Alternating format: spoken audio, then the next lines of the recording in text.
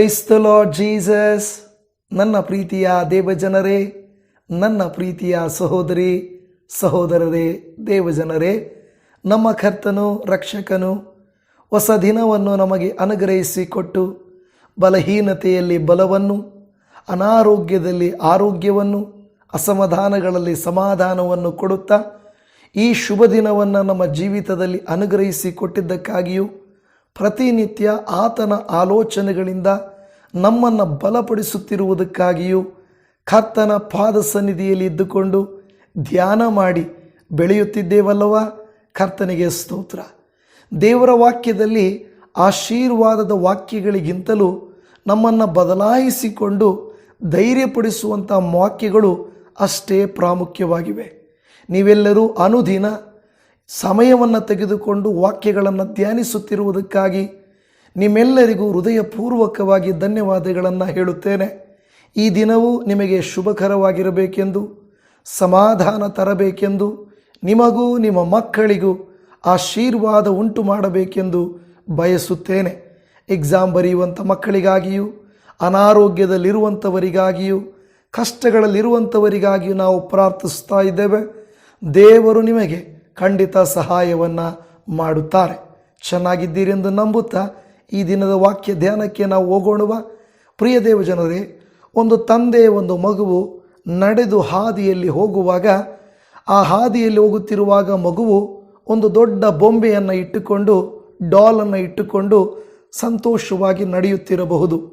ಆದರೆ ಒಂದು ಕಷ್ಟ ಅಂತ ಬಂದಾಗ, ಆಪತ್ತು ಅಪಘಾತ ಎಂದು ಬಂದಾಗ ತನ್ನ ಜೊತೆಯಲ್ಲಿ ಎಂತಹ ಡಾಲ್ ಇಲ್ಲವೇ ಬೊಂಬೆ ಇದ್ದರೂ ಕೂಡ ಆ ಮಗುವನ್ನು ಅದು ರಕ್ಷಿಸಲಿಕ್ಕೆ ಸಾಧ್ಯವಾಗುವುದಿಲ್ಲ. ಕಾರಣ ಅದು ಜೀವ ಇಲ್ಲದೆ ಇರುವಂಥದ್ದು, ಸಕಾಲಕ್ಕೆ ಸಹಾಯ ಮಾಡಲಿಕ್ಕೆ ಆಗದೇ ಇರುವಂಥದ್ದು. ಆದರೆ ಆ ಮಗುವಿನ ಕೈ ತಂದೆಯ ಕೈಯಲ್ಲಿ ಇರುವುದಾದರೆ ತನ್ನ ಪ್ರಾಣವನ್ನು ಮುಡುಪಾಗಿಟ್ಟರೂ ತಾಯಿ ತಂದೆಗಳನ್ನು ನೋಡುತ್ತಿರುತ್ತೀರಿ, ತಮ್ಮ ಜೀವಿತವನ್ನು ತ್ಯಾಗ ಮಾಡಿ ಮಕ್ಕಳಿಗಾಗಿ ಧಾರೆ ಎರೆಯುತ್ತಿರುತ್ತಾರೆ. ಇವತ್ತು ದೇವರು ನಮಗೆ ಹೇಳಲಿಕ್ಕೆ ಬಯಸುವಂಥ ವಿಚಾರ ಏನು ಎಂದು ನೀವು ಕಾಯುತ್ತಿದ್ದೀರಲ್ಲವ. ಒಂದು ಮಾತನ್ನು ದೇವರು ನಿಮಗೂ ನನಗೂ ತಿಳಿಸ್ತಾರೆ. ಬನ್ನಿ ಈ ದಿನದ ದೇವರ ವಾಕ್ಯವನ್ನು ಓದಿಕೊಂಡು ಧ್ಯಾನಿಸೋಣ. ನಾವು ನೋಡುತ್ತೇವೆ ಯೆರೆಮೀಯನ ಗ್ರಂಥ 17ನೇ ಅಧ್ಯಾಯ 5ನೇ ವಚನದಲ್ಲಿ, ಯೆಹೋವನು ಹೀಗನ್ನುತ್ತಾನೆ, ಮಾನವ ಮಾತ್ರದವರಲ್ಲಿ ಭರವಸೆ ಇಟ್ಟು ನರಜನ್ಮದವರನ್ನು ತನ್ನ ಭುಜಬಲವೆಂದು ತಿಳಿದು ಯೆಹೋವನನ್ನು ತೊರೆಯುವ ಮನಸ್ಸುಳ್ಳವನು ಶಾಪಗ್ರಸ್ತನು. ದೇವಜನವೇ, ಈ ಮಾತನ್ನು, ಈ ಟಾಪಿಕ್ಕನ್ನು ನೋಡಿ ಬೇಸರ ಮಾಡಿಕೊಳ್ಳಬೇಡಿರಿ. ಯಾಕೆಂದರೆ ಎಂಥವನು ಶಾಪಗ್ರಸ್ತನು? ಯಾರು ಆ ಮಗುವಿನ ಹಾಗೆ ಜೀವವಿಲ್ಲದ, ಸಹಾಯ ಮಾಡಲಾಗದ, ಉಪಕಾರಕ್ಕೆ ಬರದ, ನಮ್ಮ ಕಷ್ಟಕ್ಕೆ ಆಗದೇ ಇರುವಂಥ ವ್ಯಕ್ತಿಗಳನ್ನು, ಪರಿಸ್ಥಿತಿಗಳನ್ನು ನಂಬುವುದರ ಕುರಿತಾಗಿ ಈ ವಾಕ್ಯವು ಮಾತನಾಡುತ್ತಾ ಇದೆ. ಇನ್ನು ಆಳವಾದಂಥ ಸಂದೇಶಕ್ಕೆ ನಾವು ಹೋಗೋಣ. ದೇವಜನವೇ, ಈ ಒಂದು ವಾಕ್ಯವು ಹೇಳಿದ ಹಾಗೆ ಇಲ್ಲಿ ಹೇಳುತ್ತಾ ಇದೆ, ದೇವರು ಹೀಗನ್ನುತ್ತಿದ್ದಾನೆ, ಮಾನವ ಮಾತ್ರದವರಲ್ಲಿ ಭರವಸವಿಟ್ಟು ನರಜನ್ಮದವರನ್ನು ತನ್ನ ಭುಜಬಲವೆಂದು ತಿಳಿದು. ನೋಡಿ, ಈಗ ನಾನು ಹೇಳಿದಂಥ ಉದಾಹರಣೆಯಲ್ಲಿ ಆ ಮಗುವು ಬೊಂಬೆಯನ್ನು ನಂಬಿದೆ. ತಂದೆಯನ್ನು ನಂಬದೇ ಇದ್ದರೆ ಮಗುವಿಗೆ ಯಾವ ಪ್ರಯೋಜನವೂ ಇಲ್ಲ. ಭೂಮಿಯ ಮೇಲೆ ಇರುವಾಗ ಬೆಳಗ್ಗೆ ಎದ್ದ ತಕ್ಷಣ ನಮ್ಮೆಲ್ಲರಿಗೂ ಟೆನ್ಷನ್ ಇರುತ್ತದೆ, ಕೆಲಸದ ಟೆನ್ಷನ್ ಇರುತ್ತದೆ, ಪ್ರಯಾಣಿಸಬೇಕು, ಮಕ್ಕಳನ್ನು ಸಿದ್ಧಪಡಿಸಬೇಕು, ಮನೆಯವರಿಗೆ ಅಡಿಗೆಯನ್ನು ಮಾಡಬೇಕು, ದುಡಿಯಲಿಕ್ಕೆ ಹೋಗಬೇಕು, ವ್ಯವಸಾಯಕ್ಕೆ ಹೋಗಬೇಕು, ವ್ಯಾಪಾರಕ್ಕೆ ಹೋಗಬೇಕು, ಅನೇಕವಿದ್ದಾವೆ. ಆದರೆ ನಮ್ಮ ಭರವಸೆ ಕೇವಲ ಆ ಒಂದು ನಾವು ಮಾಡುವ ಕೆಲಸ, ದುಡಿಯುವ ದುಡಿಮೆ, ನಮಗೆ ಬರುವಂಥ ಆದಾಯವನ್ನು ಮಾತ್ರ ನಾವು ನಂಬಿಕೊಂಡರೆ, ಇಲ್ಲವೇ ನನ್ನ ಮಕ್ಕಳನ್ನು ಸಾಕಿ ಸಲಹಿದರೆ ನನ್ನ ಮಕ್ಕಳು ನನ್ನನ್ನು ಪೋಷಿಸುತ್ತಾರೆ ಎಂದು ನಾವು ಮಕ್ಕಳ ಮೇಲೆಯೇ ಭರವಸೆ ಇಡುವುದು, ನನ್ನ ಗಂಡ ಎಂಥ ಪರಿಸ್ಥಿತಿಯಲ್ಲಿ ನನ್ನನ್ನು ಮೋಸ ಮಾಡುವುದಿಲ್ಲ, ನನ್ನನ್ನು ಬಿಟ್ಟು ಬೇರೆಯವರನ್ನು ಪ್ರೀತಿಸುವುದಿಲ್ಲ ಎಂದು ನಂಬಿರುತ್ತೇವೆ. ನನ್ನ ಹೆಂಡತಿ ನಾನು ದುಡಿಯದಿದ್ದರೂ ನನಗೇನಾದರೂ ಆದರೂ ಕೂಡ ನನ್ನ ಹೆಂಡತಿ ನನ್ನನ್ನು ನೋಡಿಕೊಳ್ಳುತ್ತಾರೆ ಎಂದು ನಾವು ನಂಬಿರಬಹುದು. ಕೆಲವು ಸಂದಿಗ್ಧ ಪರಿಸ್ಥಿತಿಗಳು ಬಂದಾಗ, ಕಷ್ಟಗಳು ಬಂದಾಗ, ಅವರ ಕೈಮೀರಿದ ಸ್ಥಿತಿ ಬಂದಾಗ ಅವರೂ ನಮ್ಮನ್ನು ಪ್ರೀತಿ ಮಾಡೋದಕ್ಕೂ, ನಮ್ಮನ್ನು ಪೋಷಿಸುವುದಕ್ಕೂ, ನಮ್ಮ ಅಗತ್ಯಗಳನ್ನು ಪೂರೈಸುವುದಕ್ಕೂ ವ್ಯಕ್ತಿಗಳಿಗೆ ಸಾಧ್ಯ ಆಗುವುದಿಲ್ಲ. ಮನುಷ್ಯರನ್ನು ನಂಬಬೇಡಿರಿ ಎಂದು ದೇವರು ಹೇಳುತ್ತಿಲ್ಲ. ಆದರೆ ದೇವರಲ್ಲಿ ಭರವಸೆ ಇಡದೆ ಕೇವಲ ಮನುಷ್ಯರನ್ನು ನಂಬುವುದರ ಕುರಿತಾಗಿ ದೇವರ ವಾಕ್ಯವು ಹೇಳುತ್ತಾ ಇದೆ. ಎಷ್ಟೋ ಜನರು ಹೇಳುತ್ತಾರೆ, ನನಗೇನು, ನನ್ನ ಮನೆಯವರಿದ್ದಾರೆ ದುಡಿಯುತ್ತಾರೆ, ದುಡಿಮೆ ಮಾಡುವವರು ಕೂತು ಬಿಟ್ಟರೆ ಏನು ಮಾಡೋದು, ನನಗೇನು, ನನ್ನ ಹುಟ್ಟಿದ ಮನೆಯವರು, ನನ್ನ ತವರು ಮನೆಯವರಿದ್ದಾರೆ, ಅಪ್ಪ ಅಮ್ಮ ಇರುವವರಿಗೂ ನಮಗೆ ಅವರು ಸಪೋರ್ಟ್ ಮಾಡ್ತಾರೆ, ಆಮೇಲೆ ಹೇಗೆ, ನನಗೇನು, ನನಗೆ ಆಸ್ತಿ ಬರುತ್ತದೆ, ನಮ್ಮವರು ಕೊಡ್ತಾರೆ, ದಿಢೀರ್ನೆ ಹೇಳ್ತಾರೆ ನಿನಗೆ ಯಾಕೆ ಕೊಡಬೇಕು ಅಂತ. ಇಂಥ ಪರಿಸ್ಥಿತಿಗಳು ನಮಗೆ ಬಂದಾಗ ಆಗ ಗೊತ್ತಾಗುತ್ತದೆ, ಮಾನವ ಮಾತ್ರದವರಲ್ಲಿ ಭರವಸವಿಟ್ಟು ನರಜನ್ಮದವರನ್ನು ತನ್ನ ಭುಜಬಲವೆಂದು ತಿಳಿದುಕೊಂಡಿದ್ದೀರಾ? ನಿಜಾನೇ ದೇವರು ನಮಗೆ ಕೊಟ್ಟಿರುವುದು ತಂದೆ ತಾಯಿಗಳನ್ನು, ಹೆಂಡತಿಯನ್ನು, ಗಂಡನನ್ನು, ಮಕ್ಕಳನ್ನು, ಬಿಸ್ನೆಸ್ಸನ್ನು, ನಮ್ಮ ಎಲ್ಲವನ್ನು ದೇವರು ನಮಗೆ ಅನುಗ್ರಹಿಸಿಕೊಟ್ಟಿದ್ದಾರೆ.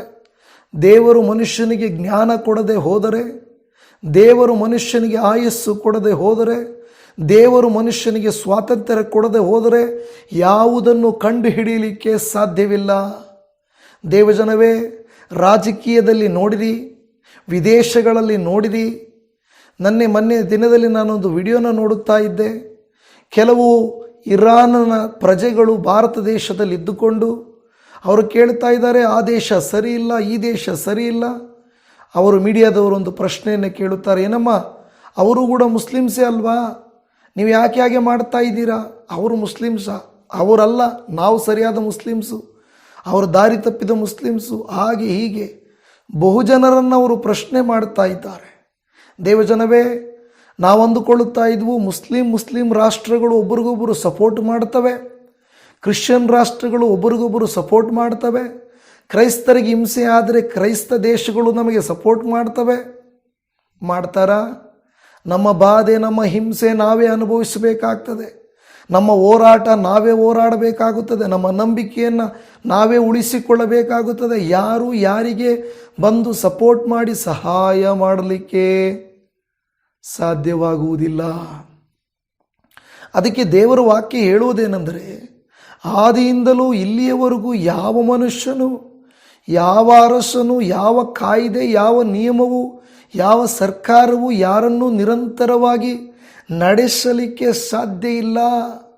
ಬೆಳಿಗ್ಗೆ ಎದ್ದಾಗ ಅದಕ್ಕೆ ನಾವು ಮನುಷ್ಯರನ್ನು, ಅವರನ್ನು ಪೋಷಿಸುವುದಕ್ಕೆ ಓಡುವುದು, ಅವರನ್ನು ಮೆಚ್ಚಿಸುವುದಕ್ಕೆ ಓಡುವುದು, ಅವರನ್ನು ನಂಬಿಸುವುದಕ್ಕೆ ಓಡುವುದು ಬಿಟ್ಟು, ಅಪ್ಪ ನಾನು ಎಷ್ಟು ಓಡಿದರು, ನಾನು ಎಷ್ಟು ಪ್ರಯಾಸಪಟ್ಟರು, ಎಷ್ಟು ನಾನು ನೋವು ಪಟ್ಟರು, ಎಷ್ಟು ದುಡಿದರು, ನಿನ್ನ ಕೃಪೆ ಇಲ್ಲದೆ ಈ ದಿನವು ಆಶೀರ್ವಾದವಾಗಿರುವುದಲ್ಲವಯ್ಯ. ನಿನ್ನ ಕರುಣೆಯ ಕರವು ನನಗಿಲ್ಲದೆ ನಾನು ಮೇಲೆ ಎದ್ದೇಳಲಿಕ್ಕಾಗುವುದಿಲ್ಲವಯ್ಯ. ನಿನ್ನ ಆ ಕಣ್ಣು ನನ್ನನ್ನು ದರ್ಶಿಸದೆ ಹೋದರೆ ನನಗೆ ಆಶೀರ್ವಾದ ಉಂಟಾಗುವುದಿಲ್ಲವಯ್ಯ ಎಂದು ಮುಂಜಾನೆಯಲ್ಲಿ ಮೊದಲ ಗಳಿಗೆಯಲ್ಲಿ ಆತನ ಪಾದದಲ್ಲಿ ಕುಳಿತುಕೊಂಡು ಪ್ರಾರ್ಥಿಸಿ ಧೈರ್ಯ ಹೊಂದಿ ದೇವರಿದ್ದಾನೆ ಎಂಬ ವಿಶ್ವಾಸದಿಂದ ಮುಂದಕ್ಕೆ ಹೆಜ್ಜೆ ಹಾಕುವಾಗ ಆ ದಿನ ಆಶೀರ್ವಾದಕರವಾಗಿರುತ್ತದೆ. ಅದನ್ನು ಬಿಟ್ಟು ನಾವು ಬೇರೆಯೇ ಮಾಡಿದರೆ ದೇವರ ವಾಕ್ಯ ಹೇಳುತ್ತದೆ. ಇದು ಯಾವ ಹಿನ್ನೆಲೆಯಲ್ಲಿ ಹೇಳಿತು ನೋಡುವಾಗ, ದೇವರ ಭಕ್ತರು ದೇವರ ಮೇಲೆ ಆಶ್ರಯಿಸದೆ ಐಗುಪ್ತ್ಯರನ್ನು, ಅನ್ಯ ಜನರನ್ನು ನಂಬಿಕೆ ಇಟ್ಟು ಹೋಗುವಾಗ ದೇವರು ಹೇಳುತ್ತಾರೆ ಎರೆಮೀಯನಿಗೆ, ಎರೆಮೀಯ ನನ್ನ ಮಕ್ಕಳಿಗೆ ಹೇಳು, ಯಾರ ಭುಜಬಲವನ್ನು ನೋಡ್ತಾ ಇದ್ದಾರಲ್ವಾ, ಕೆಲವು ಸಾರಿ ಕೆಲವರೇನೆಂದರೆ ಭುಜಬಲ ನೋಡ್ತಾರೆ, ಯಾರು ಸ್ಟ್ರಾಂಗು, ಯಾವುದು ಒಳ್ಳೆಯದು ಅಂತ ನೋಡಲ್ಲ, ಯಾವುದು ಸತ್ಯ ಮಾರ್ಗ ಅಂತ ನೋಡಲ್ಲ, ಯಾವುದು ಆದಾಯ, ಯಾವುದು ನಮಗೆ ಬೆನಿಫಿಟ್ಟು ಅವರಿಗೆ ಸಪೋರ್ಟ್ ಮಾಡಲಿಕ್ಕೆ ಹೋಗ್ತೇವೆ ನೋಡಿ. ಅದಕ್ಕೆ ದೇವರು ಹೇಳ್ತಾನೆ, ಅಂಥವರು ಶಾಪಗ್ರಸ್ತರು, ಇಂಥ ಮನಸ್ಸುಳ್ಳವರು ಶಾಪಗ್ರಸ್ತರು ಎಂದು ಹೇಳುತ್ತಾ ಇದೆ. ವಾಕ್ಯದಲ್ಲೇ ಹೇಳುತ್ತಾ ಇದೆ, ಕರ್ತನನ್ನು ತೊರೆದು ಮನುಷ್ಯರ ಮೇಲೆ ಭರವಸೆವಿಟ್ಟು ಮನುಷ್ಯರ ಭುಜಬಲದವನ್ನು ನಂಬಿರುವಂಥವರು, ದೇವರನ್ನು ತೊರೆಯುವಂಥವರು. ನಂಬುವುದು ತಪ್ಪು ಅಂತ ಹೇಳ್ತಾ ಇಲ್ಲ ಇಲ್ಲಿ, ಗಮನಿಸಿರಿ ವಾಕ್ಯವನ್ನು. ಮನುಷ್ಯರನ್ನು ಭರವಸೆ ಇಡೋದು ಮಾತ್ರ ಶಾಪ ಅಂತ ಹೇಳ್ತಾ ಇಲ್ಲ, ಕರ್ತನನ್ನು ತೊರೆಯುವುದು. ಅರ್ಥ ಆಗ್ತಾ ಇದೆ ನಿಮಗೆ? ವಾಕ್ಯವನ್ನು ಸರಿಯಾಗಿ ಓದಿ ನೋಡಿರಿ. ಅವರನ್ನ ನೀನು ನಂಬಿದೀಯಾ? ಹೆಂಡತಿನ, ತಂದೆ ತಾಯಿನ, ಸಹೋದರನ, ಸಭೆನ, ಸೇವಕರನ್ನ ನೀವು ನಂಬಿ ಪ್ರಾರ್ಥನೆ ಕೇಳ್ತಾ ಇದ್ದೀರಾ, ಅದಕ್ಕೀಗಾಗಿದೆ. ಹಂಗಲ್ಲ, ಕರ್ತನನ್ನು ತೊರೆದು ಮನುಷ್ಯರನ್ನು ಮಾತ್ರ ನಂಬಿ. ಅಲ್ಲಿ ನೋಡಿ, ಅಲ್ಲಿ ಹೇಳುತ್ತಿರುವಂಥ ಮಾತಲ್ಲಿ ಬಹಳ ಮಾತ್ರ, ಮಾನವ ಮಾತ್ರದವರಲ್ಲಿ ಕರ್ತನನ್ನು ತೊರೆದು. ನಾವು ವಾಕ್ಯಗಳನ್ನು ಕರೆಕ್ಟಾಗಿ ಅರ್ಥ ಮಾಡಿಕೊಳ್ಳಬೇಕು. ನಾವು ಮಾನವರನ್ನು ಮಾತ್ರ ನಂಬಿಕೊಂಡು ಕರ್ತನನ್ನು ತೊರೆಯುವ ಮನಸ್ಸುಳ್ಳವನು ಶಾಪಗ್ರಸ್ತನು. ದೇವಜನವೇ, ಕರ್ತನನ್ನು ತೊರೆಯುವಂಥ ನಾವು ಶಾಪಗ್ರಸ್ತರು.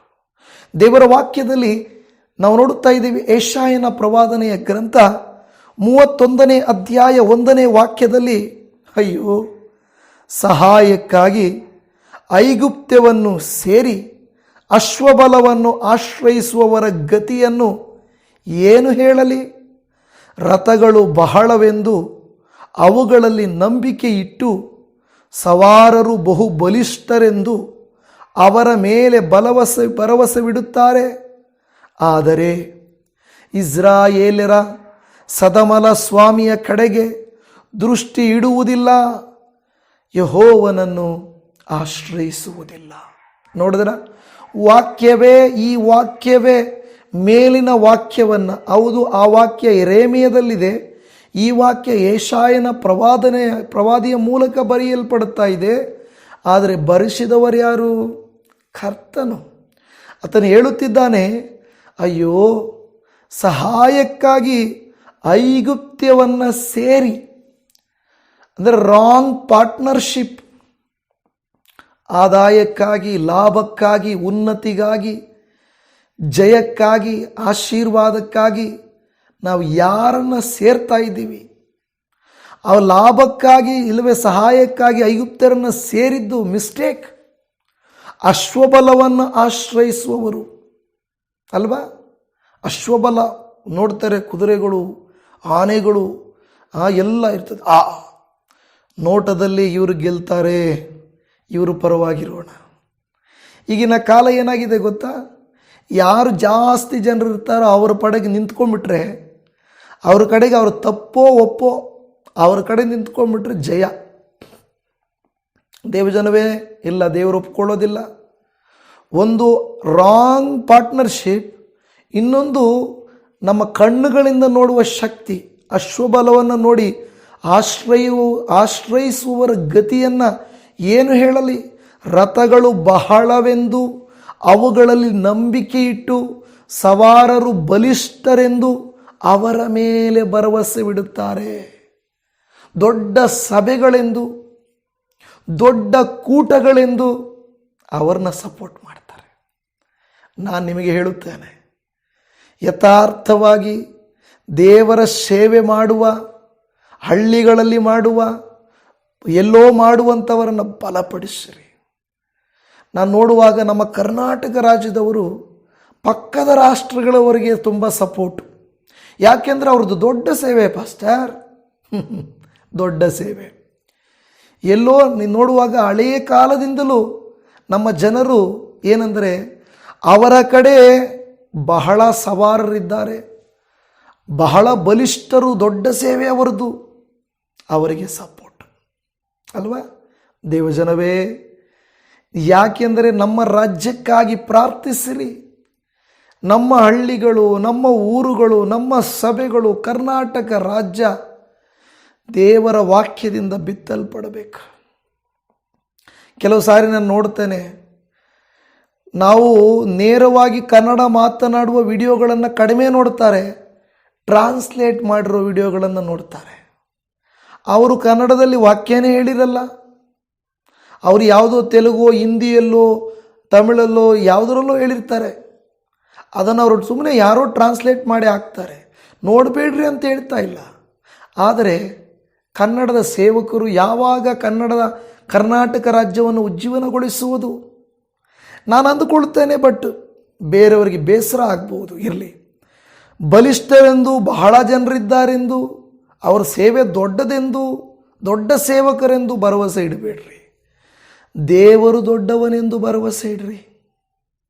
ದೇವಜನವೇ, ಇದು ತಪ್ಪು ಅಂತ ನಾನು ಹೇಳ್ತಾ ಇಲ್ಲ, ಬಟ್ ನಾವು ಮಾಡಬೇಕಾಗಿರುವುದನ್ನು ನಾನು ಯೂಟ್ಯೂಬ್ ಸೇವೆಗೆ ಬಂದಾಗ ದೇವರು ಹೇಳಿದ್ದು, ದೇವರೇ ನಾನು ತೆಲುಗಲ್ಲಿ ಮಾಡ್ತೀನಿ, ನನಗೆ ಸ್ವಲ್ಪ ತಮಿಳು ಗೊತ್ತು, ಇಂಗ್ಲೀಷ್ ಗೊತ್ತು, ಮಾಡ್ತೇನೆ ಅಂದಾಗ ದೇವರು ಹೇಳಿದ್ರು, ಆಲ್ರೆಡಿ ಬಿತ್ತನೆ ಮಾಡಿರುವ ಜಾಗದಲ್ಲಿ ನೀನು ಯಾಕೆ ಬಿತ್ತುತ್ತೀಯ?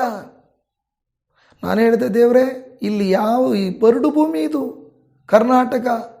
ದೇವರು ಹೇಳಿದ್ರು, ಇಲ್ಲೇ ಬಿತ್ತು.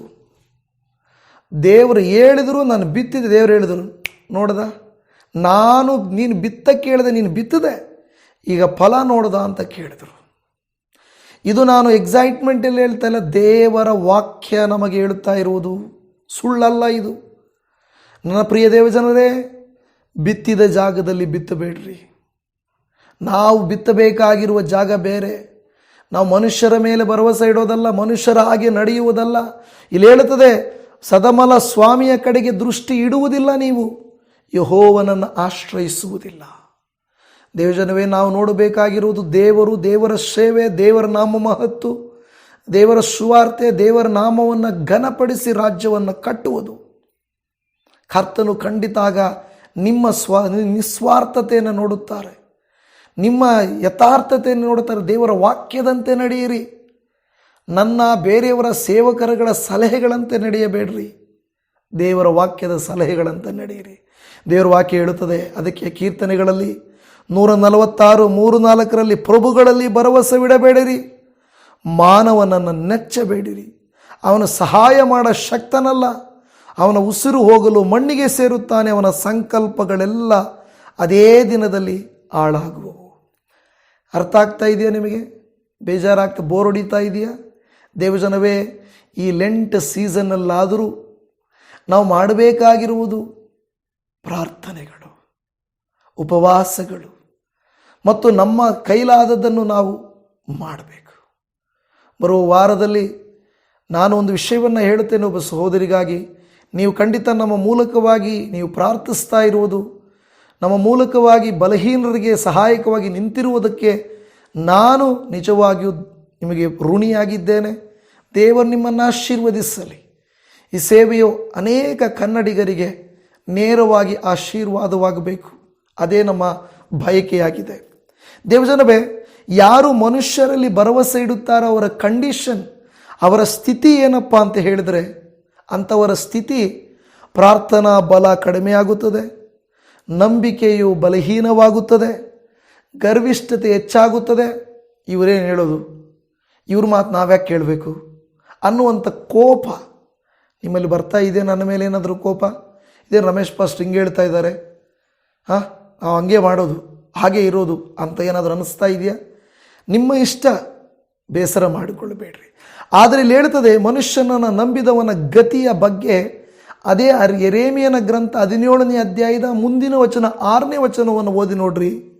ಇವನು ಅಡವಿಯಲ್ಲಿನ ಜಾಲಿಗೆ ಸಮಾನನು, ಶುಭ ಸಂಭವಿಸಿದರೂ ಅದನ್ನು ಕಾಣನು, ಯಾರೂ ವಾಸಿಸದ ಚೌಳು ನೆಲವಾಗಿರುವ ಅರಣ್ಯದ ಬೆಗ್ಗಾಡಿನಲ್ಲಿ ವಾಸಿಸುವ ಸ್ಥಿತಿಯೇ ಅವನದು. ದೇವಜನವು, ಈ ವಾಕ್ಯದಲ್ಲಿ ತುಂಬ ಆಳವಾದ ಅರ್ಥ ಇದೆ, ಸ್ವಲ್ಪ ಗಮನಿಸಿರಿ. ಇವನು ಅಡವಿಯಲ್ಲಿನ ಜಾಲಿಗೆ ಸಮಾನನು. ಜಾಲಿಗೆ ಅಂದರೆ ಒಂದು ಗಿಡ, ಮರ. ಜಾಲಿ ಮರ ಅಂತ ನಿಮಗೆ ಗೊತ್ತಿರ್ಬೋದು. ಇಂಗ್ಲೀಷಲ್ಲಿ ನನಗೆ ಗೊತ್ತಿಲ್ಲ, ಬೇರೆ ನಿಮ್ಮ ಭಾಷೆಗಳಲ್ಲಿ ಏನಂತಾರೋ ನನಗೆ ಗೊತ್ತಿಲ್ಲ. ಜಾಲಿ ಮರ ಅಂತ ನಮ್ಮ ಕಡೆ ಅಂತಾರೆ. ಅದು ಮುಳ್ಳುಗಳಿಂದ ಕೂಡಿರುತ್ತದೆ, ಎಲೆ ಸ್ವಲ್ಪ ಮುಳ್ಳು ಜಾಸ್ತಿ. ನಾನು ಅನೇಕ ಸಾರಿ ಉದಾಹರಣೆ ಹೇಳಿದ್ದೇನೆ.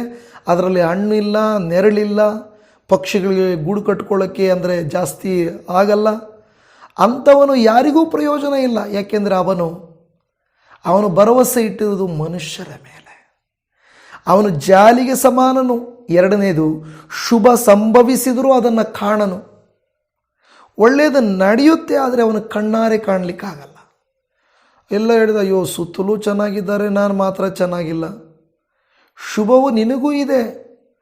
ಅವರಿಗೆ ಕೊಡಲ್ಪಟ್ಟ 24 ಗಂಟೆನೇ ನಿನಗೂ ಕೊಡಲ್ಪಟ್ಟಿದೆ. ಅವರಿಗೆ ಕೊಟ್ಟ ವಿದ್ಯಾಭ್ಯಾಸ ಸ್ಕೂಲ್ಗಳೇ ನಿನಗೂ ಕೊಡಲ್ಪಟ್ಟಿದೆ ಅಲ್ವಾ?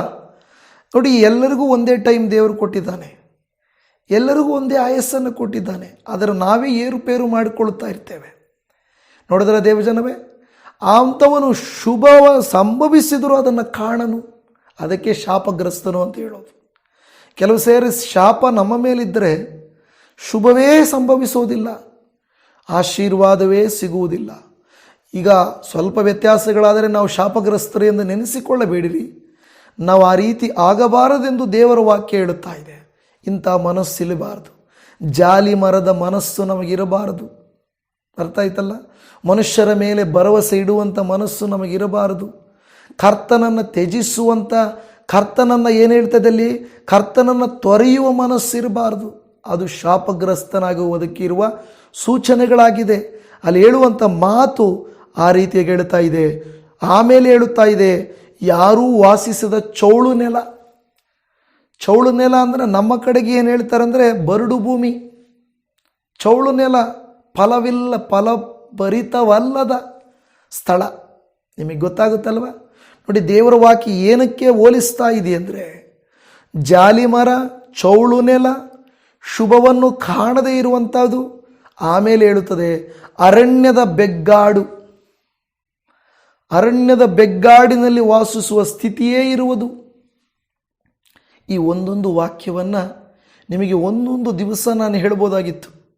ಆದರೆ ದೇವರಾತ್ಮನು ಪ್ರೇರೇಪಿಸಿ ಈ ವಾಕ್ಯವನ್ನು ಹೇಳು ಎನ್ನುವಾಗ ಬಚ್ಚಿಟ್ಕೊಳ್ಳೋದಲ್ಲ. ನಾಳೆ ನನಗೆ ಪ್ರಸಂಗ ಮಾಡಲಿಕ್ಕೆ ಅವಕಾಶ ಸಿಗುತ್ತೋ ಇಲ್ಲೋ ಗೊತ್ತಿಲ್ಲ.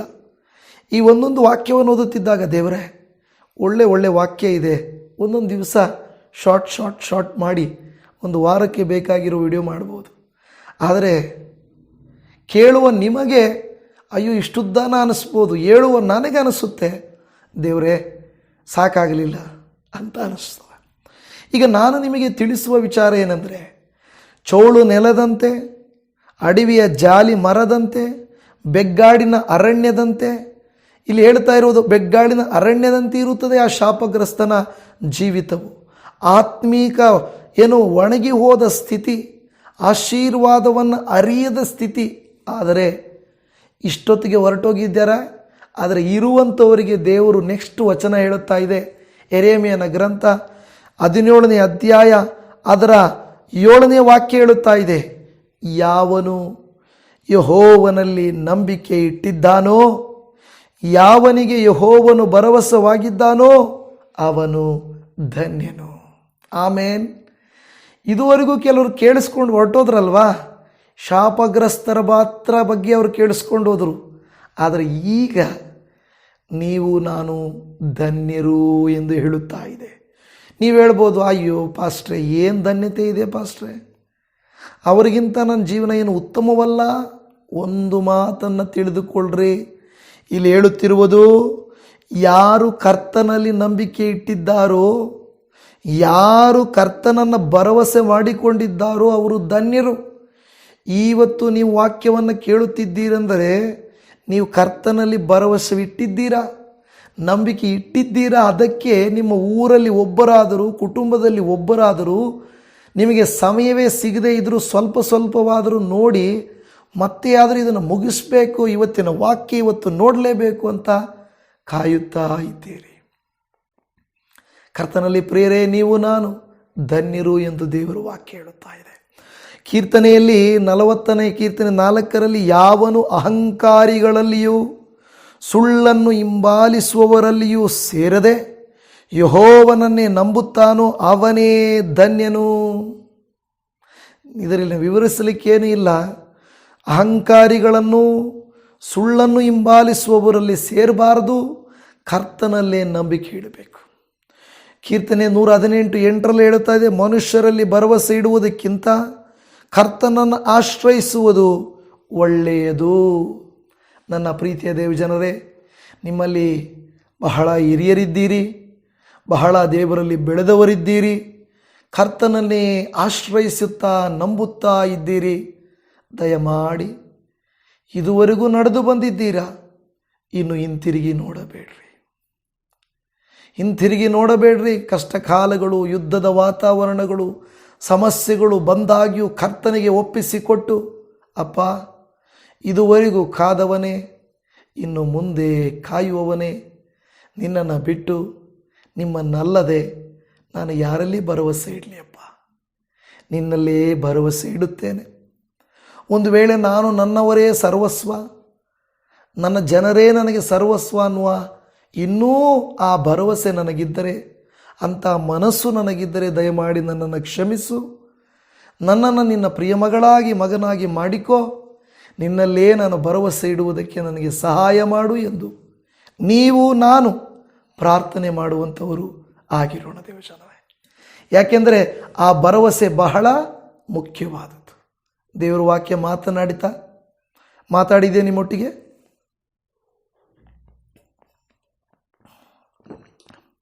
ದೇವರಿಗೆ ಸ್ತೋತ್ರ. ಹಾಗಾದರೆ ನೀವು ನಾನು ಕರ್ತನಲ್ಲಿ ಭರವಸೆ ಇಡೋಣ. ಇಂಥ ಮನಸ್ಸುಳ್ಳವರಾಗದೇ ಇರೋಣ. ಜಾಲಿ ಮರದ ಗುಣದ ಹಾಗೆ ಮನುಷ್ಯರಲ್ಲಿ ಭರವಸೆ ಇಟ್ಟು ಕರ್ತನನ್ನು ತ್ಯಜಿಸಿ ನಾವು ಅಹಂಕಾರಿಗಳಾಗದೆ, ಪ್ರಾರ್ಥನೆಯನ್ನು ಕಡಿಮೆ ಮಾಡುವವರಾಗಿ, ಉಪವಾಸವನ್ನು ತ್ಯಜಿಸುವವರಾಗಿ ನಾವಿರದೆ, ನಾವು ಆಶೀರ್ವದಿಸಲ್ಪಟ್ಟವರಾಗಿರುವಂತೆ ಕರ್ತನಲ್ಲಿ ಬೇಡೋಣ. ದೇವರೇ, ವಾಕ್ಯದ ಮೂಲಕವಾಗಿ ಮಾತನಾಡಿದ್ದಕ್ಕಾಗಿ ನಿನಗೆ ಕೋಟ್ಯಾನುಕೋಟಿ ವಂದನೆಗಳು, ಸ್ತುತಿ ಸ್ತೋತ್ರಗಳು ಸಲ್ಲಿಸುತ್ತೇವೆ. ನೀನು ಕೃಪಾಪೂರ್ಣನು, ದಯಾಪರನು, ಆಶೀರ್ವಾದಕ್ಕೆ ಮೂಲನು. ಪ್ರತಿನಿತ್ಯ ನಮ್ಮನ್ನು ಧೈರ್ಯಪಡಿಸುವುದು ಮಾತ್ರವಲ್ಲ, ನಮ್ಮ ಕಾರ್ಯಗಳನ್ನು, ನಮ್ಮ ತೀರ್ಮಾನಗಳನ್ನು, ನಮ್ಮ ಪ್ರಯಾಸಗಳನ್ನು ನೋಡಿ ನಮ್ಮನ್ನು ಆತ್ಮಿಕವಾಗಿಯೂ ಲೌಕಿಕವಾಗಿಯೂ ಬಲಪಡಿಸುವ ದೇವರು. ಈ ದಿನ ದೇವರೇ, ಯಾರೆಲ್ಲ ವಿಶೇಷವಾಗಿ ಎಕ್ಸಾಮ್ಸ್ ಆಗಿರ್ಬೋದು, ಕೆಲವು ಭಯದ ವಾತಾವರಣಗಳಲ್ಲಾಗಿರ್ಬೋದು, ಕೆಲವು ಪ್ರಯತ್ನಗಳನ್ನಾಗಿರ್ಬೋದು, ಪ್ರಯಾಣಗಳನ್ನಾಗಿರ್ಬೋದು ಮಾಡುವಂತೆ ಪ್ರಾರ್ಥನೆಯಲ್ಲಿ ಕೂತುಕೊಂಡು ತಮಗಾಗಿ, ತನ್ನ ಮಕ್ಕಳಿಗಾಗಿ, ತನ್ನ ಕುಟುಂಬಕ್ಕಾಗಿ ಪ್ರಾರ್ಥಿಸುತ್ತಾ ಇದ್ದಾರೋ ಆ ದೇವಭಕ್ತರ ಹೃದಯದಲ್ಲಿ ಕೊಟ್ಟ ಭರವಸೆಗಾಗಿ, ನಿಮ್ಮನ್ನೇ ನಂಬುವಂಥ ಮನಸ್ಸಿಗಾಗಿ ಸ್ತೋತ್ರ. ಕರ್ತನೇ, ನಾವು ಲೋಕದ ರೀತಿ ನೀತಿಗಳಂತೆ ನಡೆಯದೆ, ಲೋಕದ ಕಾರ್ಯಗಳಂತೆ ಅನುಸರಿಸಿ ನಡೆಯದೆ, ನಿಮ್ಮನ್ನು ಅನುಸರಿಸಿ ನಡೆಯುವ ಕೃಪೆಯನ್ನು ನಮಗೆ ಕೊಟ್ಟಿದ್ದಕ್ಕಾಗಿ ಸ್ತೋತ್ರ. ಪ್ರಾರ್ಥನೆಯಲ್ಲಿ ಏಕೀಭವಿಸುತ್ತಾ, ವಾಕ್ಯವನ್ನು ಕೇಳಿಸಿಕೊಳ್ಳುತ್ತಾ, ನನ್ನ ಶರೀರವನ್ನು ಮುಟ್ಟಪ್ಪ, ನನ್ನ ಕುಟುಂಬವನ್ನು ಕರುಣಿಸಪ್ಪ, ನನ್ನ ಪ್ರಯಾಸವನ್ನು ಗಮನಿಸಪ್ಪ, ನನ್ನ ಜೀವಿತವನ್ನು ಆಶೀರ್ವದಿಸಪ್ಪ. ಈಗೋ ನಾನು ಬಲಹೀನಗೊಳ್ಳದೆ, ಭಯಪಡದೆ, ದೇವರೇ ಧೈರ್ಯದಿಂದ ನಿನ್ನನ್ನು ಹಿಂಬಾಲಿಸುವುದಕ್ಕೆ ನನಗೆ ಸಹಾಯ ಮಾಡಪ್ಪ ಎಂದು ಹೇಳಿ, ನಿನ್ನನ್ನು ಅನುಸರಿಸಿ ನಡೆಯುತ್ತಿರುವಂಥ ದೇವ ಮಕ್ಕಳನ್ನು ನೀವು ಆಶೀರ್ವಾದ ಮಾಡಿರಿ. ಅಲ್ಪನೂ ಅಯೋಗ್ಯನೂ ಆಗಿರುವಂಥ ನಾನು, ನಿನ್ನ ಸೇವಕನಾಗಿರುವ ನಾನು, ನನ್ನ ಪ್ರಿಯ ಸಹೋದರಿಗಾಗಿ, ಸಹೋದರನಿಗಾಗಿ, ಹಿರಿಯರಿಗಾಗಿ, ವಿಧವೆಯರಿಗಾಗಿ, ಬಲಹೀನರಿಗಾಗಿ, ರೋಗದಲ್ಲಿರುವವರಿಗಾಗಿ, ಉಪವಾಸ ಮಾಡುತ್ತಿರುವವರಿಗಾಗಿ, ಮಾಡಲಿಕ್ಕಾಗದೇ ಇರುವಂಥವರಿಗಾಗಿ, ಕುಟುಂಬದಲ್ಲಿ ತುಂಬ ಹೋರಾಟಗಳು, ವೈಯಕ್ತಿಕ ಶರೀರದಲ್ಲಿ ತುಂಬ ಹೋರಾಟ ಪ್ರಯಾಸಗಳು ಇರುವಂಥ ದೇವ ಮಕ್ಕಳನ್ನು ಬಲಪಡಿಸಿರಿ ಎಂದು ಬೇಡಿಕೊಳ್ಳುತ್ತಾ ಇದ್ದೇನೆ. ಅಪ್ಪ, ಪರರಿಗಾಗಿ ಪ್ರಾರ್ಥಿಸಿರಿ ಎಂದು ನೀವು ನಮಗೆ ಹೇಳಿದ ಹಾಗೆ ಅಪ್ಪ, ನನ್ನ ಬಲಹೀನತೆ ಏನೇ ಇದ್ದರೂ ಇವರಿಗಾಗಿ ನಾನು ಪ್ರಾರ್ಥಿಸುತ್ತೇನೆ. ನನ್ನ ಬಲಹೀನ ಪ್ರಾರ್ಥನೆಯನ್ನು ಆಲಿಸಿ ನೀನು ಬಲವಾದ ಕಾರ್ಯವನ್ನು ಮಾಡು. ಇವರ ಜೀವಿತಗಳನ್ನು ಆಶೀರ್ವದಿಸು. ಮೇಲಾದ ಪರಲೋಕದ ಸುವರಗಳಿಂದ ಸುರಿಯ ಮಾಡು. ಕೈ ಬಿಡದೆ ಇವರನ್ನು ಕರುಣಿಸು. ಇವರ ವಿರೋಧವಾಗಿರುವ ಕೃತ್ಯಗಳನ್ನು ಲಯಪಡಿಸು. ನಿನ್ನ ಮೇಲೆ ಭರವಸೆವಿಟ್ಟಿರುವ, ನಿನ್ನನ್ನೇ ನಂಬಿಕೊಂಡಿರುವಂಥ ಇವರ ಶರೀರ, ಪ್ರಾಣ, ಆತ್ಮ, ಮನಸ್ಸುಗಳು ಬಲಗೊಳ್ಳಲಿ. ಯೇಸುವಿನ ರಕ್ತದಲ್ಲಿ ಜಯ ಉಂಟಾಗಲಿ. ಈ ಒಂದು ಲೆಂಟ್ ಸೀಸನ್ನಲ್ಲಿ ಉಪವಾಸ ಪ್ರಾರ್ಥನಾ ದಿನಗಳಲ್ಲಿ ಇವರು ಮಾಡಬೇಕಾದಂಥ ಸಣ್ಣ ಕ್ರಿಯೆಯು ಕೂಡ ದೊಡ್ಡ ಲಾಭವನ್ನು, ದೊಡ್ಡ ಆಶೀರ್ವಾದವನ್ನು, ದೊಡ್ಡ ಮಾರ್ಪಾಡನ್ನು ತಂದುಕೊಡಲಿ ಎಂದು ಬೇಡಿಕೊಳ್ಳುತ್ತಾ ಇದ್ದೇನೆ. ಇವರಿಗಾಗಿ ಪ್ರಾರ್ಥಿಸ್ತಾ ಇದ್ದೇನೆ. ಇವರು ನಾನು ಈಗ ಸೇರಿ ಪ್ರಾರ್ಥನೆ ಮಾಡುತ್ತಾ ಇದ್ದೇವಲ್ವಾ, ಈಗ ಇಬ್ಬರು ಏಕ ಮನಸ್ಸಿನಿಂದ ಪ್ರಾರ್ಥಿಸಿದರೆ ನೀನು ನಮ್ಮ ಪ್ರಾರ್ಥನೆಯನ್ನು ಆಲಿಸುತ್ತೀಯಲ್ಲವಾ. ಈಗ ಈ ಸಹೋದರಿಯು ನಾನು, ಈ ಕುಟುಂಬವು ನಾನು, ಈ ಸಹೋದರನು ನಾನು, ಈ ಹಿರಿಯರು ನಾನು ಸೇರಿ ಪ್ರಾರ್ಥಿಸ್ತಾ ಇದ್ದೇವಪ್ಪ. ನಿನ್ನ ಮಹಿಮೆಯು ಯೇಸುವಿನ ನಾಮದಲ್ಲಿ ಇಳಿದು ಬರಲಿ. ಅಭಿಷೇಕವು ಇವರ ಮೇಲೆ ಇಳಿದು ಬರಲಿ. ನಿನ್ನ ಆತ್ಮನ ಶಕ್ತಿ ಇವರನ್ನು ಸ್ಪರ್ಶಿಸಲಿ. ಗುಣಪಡಿಸುವಾತನೇ, ಒದಗಿಸುವಾತನೇ, ಬಲಪಡಿಸುವಾತನೇ, ಸಾಂತ್ವನ ಪಡಿಸುವಾತನೇ, ಸಂತೈಸುವಾತನೇ, ನಿನಗೆ ಸ್ತೋತ್ರ. ಈ ಮೊರೆಯನ್ನು ಆಲಿಸಿದ್ದಕ್ಕಾಗಿ ನಿನಗೆ ಸ್ತೋತ್ರ ದೇವರೇ. ಈ ದಿನವನ್ನು ಕೊಟ್ಟಿದ್ದಕ್ಕಾಗಿ ಸ್ತೋತ್ರ. ಇನ್ನು ಉಳಿದರೆ ನಿನ್ನ ಕೃಪೆ, ನೀನು ಅವಕಾಶ ಕೊಟ್ಟರೆ ನಿನ್ನ ವಾಕ್ಯವನ್ನು ಸಾರುವಂಥ ಕೃಪೆ, ಮಾತನಾಡುವುದಕ್ಕೆ ಕೊಟ್ಟ ಸ್ವರಕ್ಕಾಗಿ ಸ್ತೋತ್ರ. ಇನ್ನು ನಿನ್ನ ಸೇವೆಯನ್ನು ಈ ರಾಜ್ಯದಲ್ಲಿ ಅನೇಕ ಕಡೆಗಳಲ್ಲಿ ನೀನು ಕೊಟ್ಟ ದರ್ಶನವನ್ನು ನೆರವೇರಿಸುವುದಕ್ಕೂ ನಿನ್ನ ನಾಮ ಒಂದೇ ಮಹಿಮೆ ಆಗಬೇಕು. ಏನಾದರೂ ತಪ್ಪಾಗಿ ಪ್ರಾರ್ಥಿಸಿ ಬೋಧಿಸಿದ್ದರೆ ನನ್ನ ಮೇಲೆ ಕ್ಷಮೆ ಇರಲಿ. ನನ್ನ ಪ್ರೀತಿಯ ದೇವಜನರ ವಿರೋಧವಾಗಿರುವ ಪ್ರತಿ ಸೈತಾನನ ಕೃತ್ಯವು ಲಯವಾಗಲಿ. ಯೇಸು ರಕ್ತದಲ್ಲಿ ಬಿಡುಗಡೆ, ಯೇಸು ನಾಮದಲ್ಲಿ ಜಯ ಉಂಟಾಗಲಿ. ಸ್ತೋತ್ರ. ನಮ್ಮ ಪ್ರಾರ್ಥನೆಯನ್ನು ಆಲಿಸಿದ್ದಕ್ಕಾಗಿ ಸ್ತೋತ್ರ.